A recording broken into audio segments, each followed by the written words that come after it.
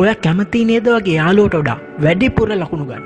ඔයා ආසයි නේද පන්තියේ ඉන්න දක්ෂම ළමයා වෙන්න? එහෙනම් මුලින් ඉඳන් අකට මේ වීඩියෝ එක බලන්න.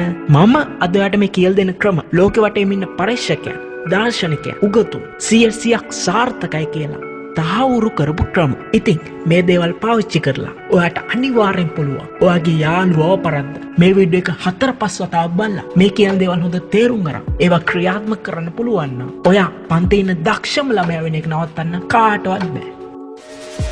හරි.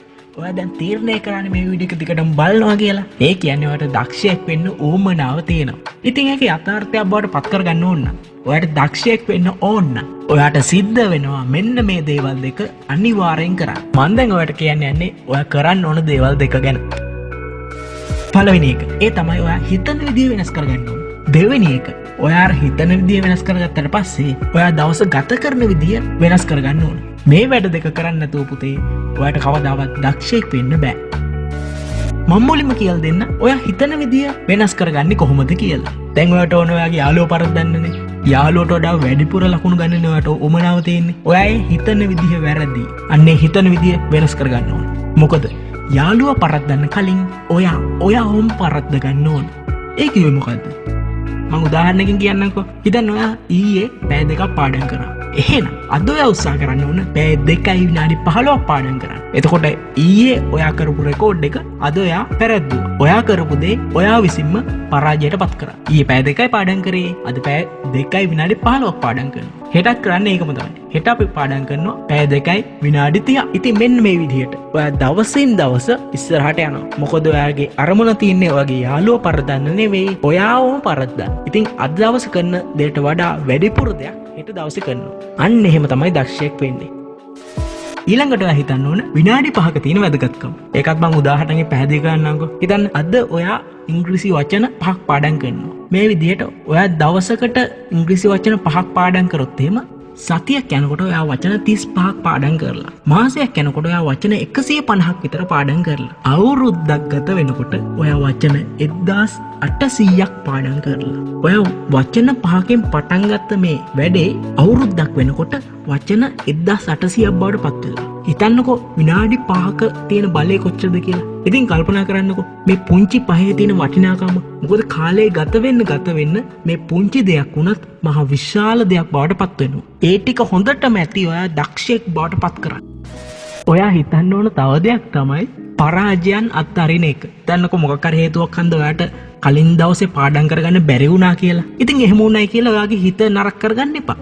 දුක් වෙන්න එපා. ඒක කෙලින්ම ඔයාගේ හිතෙන් අතහැරලා දාන්න. මොකද අපි සමහරලාවට එකම දේ දිගටම කරගෙන ආවට පස්සේ එක දවසක් අන්නේ කරන්න බැරි වුණාම අපි අධෛර්යමත් වෙනවා. එතකොට ඊළඟ දවසේදී ඒක නතරලා යනවා. ඉතින් හැමෝටම දකින්න පුළුවන් එක තමයි. ඉතින් හුඟක් අය සතියක් කරලා වැඩක් නවත්තන්නේ අන්න ඒකේ හන්ද තමයි. උපරිම සතියයි කරන්නේ. ඊට පස්සේ වැඩේ නවත්තනවා. ඒ පුරුද්ද කැඩෙන්න පුළුවන්. ඉතින් ඒක ගැන හිතලා දුක් වෙලා ඒක පරාජයක් බවට බාර ගන්න එපා. ඒක කෙලින්ම අතහැරලා දාන්න. ඊළඟ දවසේ ඉඳන් වැඩේ පටන් ගන්න. ඔයා පාඩම් කරන තැන හොඳට පේන තැනක අලවලා තියන්න. ඔයාවම පරාජය කරන්න විනාඩි 5ක තියෙන වැදගත්කම තේරුම් ගන්න පරාජයන් අත්තරින්. මේ විදිහට හිතන්න නැතුව ඔයාට දක්ෂයෙක් වෙන්න බෑ. ඔයා දැන් හිතන විදිය වෙනස් කරගත්තානේ. එහෙනම් මෙන්න මේ දේවල් ටික අනිවාර්යෙන් කරන්න පටන් ගමු. මම දැන් ඔයාට කියන්න ඊළඟට කරන්න ඕන දේවල්. ඔයා හිතන විදිය වෙනස් කරගත්තා. දැන් ඔයා මෙන්න මේ දේවල් ටික කරන්න ඕන. මේ දේවල් ටික කරොත් තමයි ඔයාට දක්ෂයෙක් වෙන්න පුළුවන්. ඔයාට දක්ෂයෙක් වෙන්න ඕන නම් පොත් කියවන්න පුරුදු වෙන්න. පොඩ්ඩක් ඉන්න. දැන් මේ වීඩියෝ එක නවත්තලා යන්න හැදුවේ. මම පොඩ්ඩක් කියනකන් ඉන්නකෝ. මං ඉතින් මෙතන පොතක් කියලා අදහස් කරන්නේ ඔයාගේ අච්චු පොත කියවන එකම නෙවෙයි. සමහරට කතන්දර පොතක් වුණත් කමන්නේ. මේ කතන්දර පොත් කියවන එකෙනුත් වැදගත්කමක් තියෙනවා. ඒ කියන්නේ මං ඔයාට කියලා දෙන්න. හරිනේ. තා පොඩ්ඩෙන් කට්ටිය ටික ඔක්කොම යනවා. මොනවා හරි පොතක් කියවන්න ඔයා උත්සාහ කරා. ස්ටුවර්ට් රිචි කියන පරීක්ෂකයා මෙන්න මේ වගේ අමුතු පරීක්ෂණයක් කරා.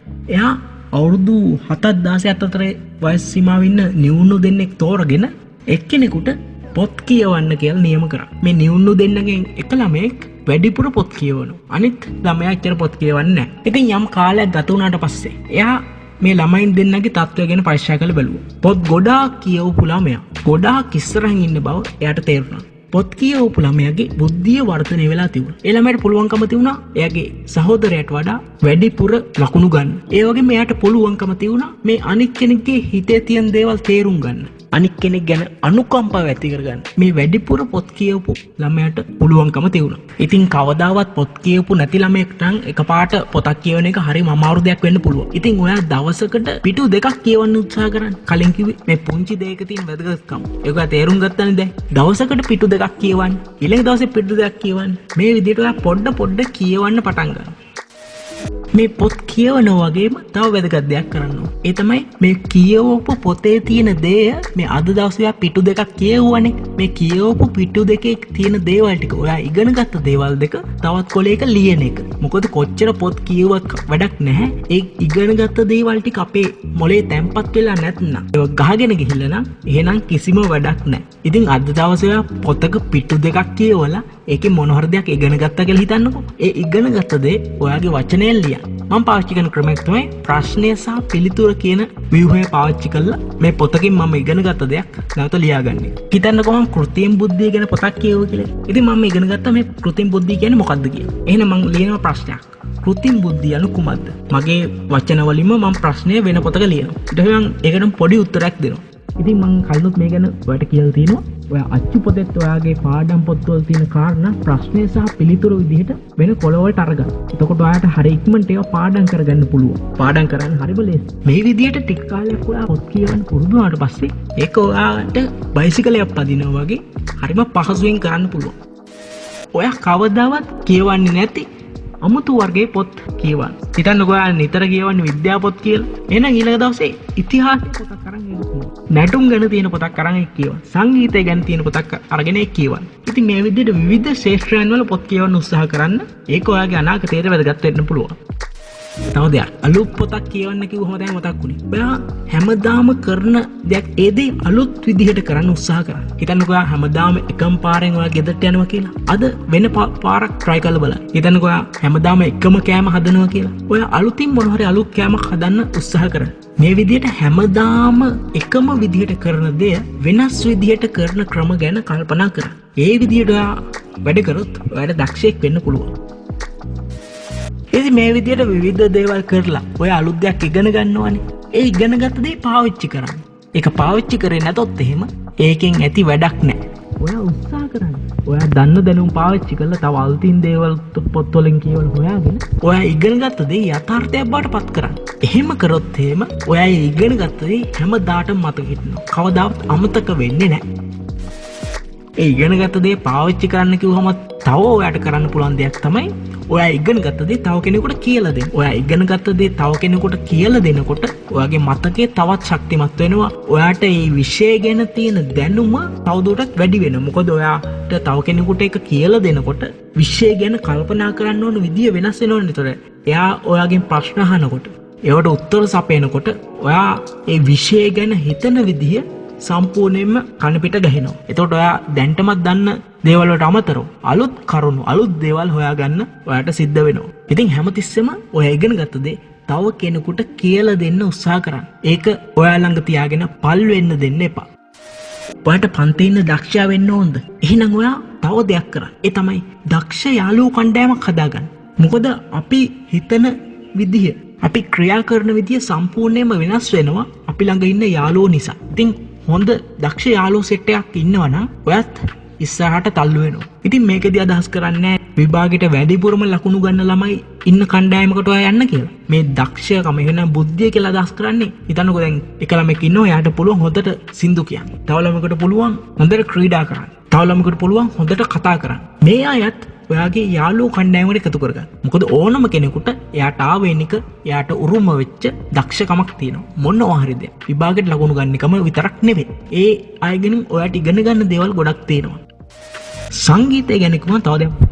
ඒ තමයි සංගීත භාණ්ඩයක් වාදනය කරන්න හැටි ඉගෙන ගන්න. ඉතින් ඔයා චිත්‍ර කරත්, නැටුම් කරත් සංගීතය කියලා කියන වචන දෙයක් අපේ මොලේ සම්පූර්ණයෙන්ම අනිත් පැත්ත ගහන්න පුළුවන් හැකියාව මේ සංගීතයට තියෙනවා. ඉතින් ඔයාට දක්ෂයෙක් වෙන්න ඕන නම් මොනවා හරි කමන්නේ සංගීත භාණ්ඩයක් තෝරගෙන ඒක වාදනය කරන්න හැටි ඉගෙන ගන්න. පොඩියට පටන් ගන්න. මොකද පරීක්ෂණ වලින් තහවුරු වෙනවා කෙනෙක් සංගීත භාණ්ඩයක් වාදනය කරනකොට එයාගේ මොළයේ තියෙන ඒ විවිධ කොටස් එක මොහොතේ එක සැරේ එකට ක්‍රියාත්මක වෙනවා කියලා. මොකද ඔයාගේ ඇඟිලි, ඔයාගේ මතකය, ඔයාගේ හැඟීම් ඒ සියලුම ඒ දේවල් පාලනය කරන මොලේ කොටස් එකට ක්‍රියාත්මක වෙනවා ඔයා සංගීත භාණ්ඩයක් වාදනය කරනකොට. ඉතින් මේක මොලේට කරන එක්සර්සයිස් එකක්. මොලේට කරන ව්‍යායාමයක්. ඉතින් මේවා පාවිච්චි කරනකොට තමයි ඔයාගේ මොළය වර්ධනය වෙන්නේ. ඔයාගේ හිතේ තියෙන දේවල් දිනපොතක ලියන්න. ඉතින් ඩයරි එකක ඔයා හිතන පතන විදිය ලියන්න පුළුවන් නම් ඒකත් ඔයාගේ බුද්ධිය වර්ධනය වෙන්න හේතු වෙනවා. ඉතින් දවස් අවසානයේදී ඔයා නිදා ගන්න යන කලින් අද දවසේ වෙච්ච දේවල් ටික ඔයා පොතක ලියන්න පුළුවන් නම් කෙටියෙන් ඒකෙන් ඔයාගේ සිත ඇතුලේ මේ ඍණාත්මක ආකල්පයන් වගේ දේවල් පිට වෙලා යනවා කියලා කියනවා. ඒ වගේ මේ විදිහට දිනපොතක් පවත්වාගෙන ගියාම ඔයාගේ මතකයේ වර්ධනය වෙනවා කියලා තහවුරු කරලා තියෙනවා. කිට් ක්ලේන් සහ එඩ්‍රියල් බෝල්ස් කියන පරිශෝධකයෝ තහවුරු කරා මේ එදා දවසේ සිද්ධ වෙන දේවල් ඔයා දිනපොතක ලිව්වම මේවා නැවත මෙනෙහි කරනකොට ඔයාගේ මතකයේ වර්ධනය වීමක් සිද්ධ වෙනවා කියලා. අද දවසේ වෙච්ච දේවල් ටික ඔයාලට මතක තියෙන්න බෑ. ඉතින් මේවා මෙනෙහි කරනකොට ඔයාගේ මතකයේ වර්ධනය වෙනවා කියලා ඔප්පු වෙලා තියෙනවා. ඒ වගේම අද දවසේ සිද්ධ වෙච්ච දේවල් තර්කානුකූලව කල්පනා කරලා ඔයාගේ තර්කානුකූල ශක්තිය වැඩි කරගන්න පුළුවන්. අද දවසේ මේ විදිහට සිද්ධ වුණා, අරයා මේ දේවල් කරා. ඒ විදිහට ඔයා ඒවා මෙනෙහි කරන්න උත්සාහ කරා. ඒවා ලියන්න. ඒ වගේම ඔයාලට පුළුවන් ඔයාගේ හිතේ ඇති වෙන මේ සෑම සිතුවිල්ලක්ම මේ දිනපතක ලිව්වහම ඔයාගේ සිතුවිලි හොඳට හඳුනා ගන්න. එතකොට ඔයාලට පුළුවන් ඔයා කැමති මොකද්ද, ඔයා අකමැති මොකද්ද කියලා හොඳට තේරුම් ගන්න. මං හිතන්නේ දැන් ඔයා දන්නවා දක්ෂයෙක් වෙන්නේ කොහොමද කියලා. ඔයා හිතන්න ඕන දේවල් තියෙනවා, ඔයාට කරන්න ඕන දේවල් ටිකක් තියෙනවා. හරි. අද ඉඳන් පටන් ගන්න. ඔයා මේ විදිහට හිතන්න, මේ දේවල් ටික කරන්න. එහෙම කරොත් ඔයාට දක්ෂයෙක් වෙන්න අනිවාර්යෙන් පුළුවන්. අපි නම් තවත් විදිහකින් හම්බෙමු. ඔයාට සුබ දවසක්.